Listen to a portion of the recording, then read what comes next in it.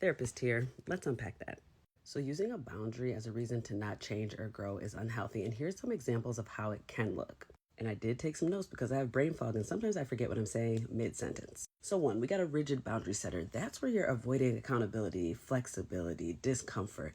You may say, I won't adjust how I communicate. That's just how I am. Number two, you may refuse to have hard conversations as a boundary, but on the other side of that, that prevents you from being emotionally vulnerable. For example, you may say, if someone upsets me, I just cut them off, or I don't do conflict, so I'm not talking about that.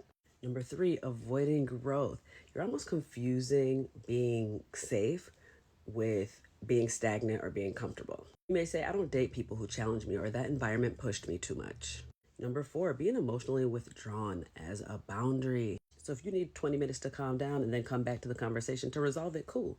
But if you just need that 20 minutes and you never come back to resolve that issue, then is it really a boundary or are you avoiding the tough conversation?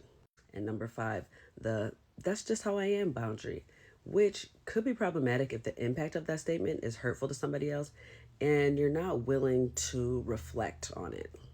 So you may say, I don't sugarcoat things. I'm just blunt and respond to somebody saying, whatever you said hurt my feelings, for example. So what do we do with all this information? Ask yourself this when you're setting a boundary.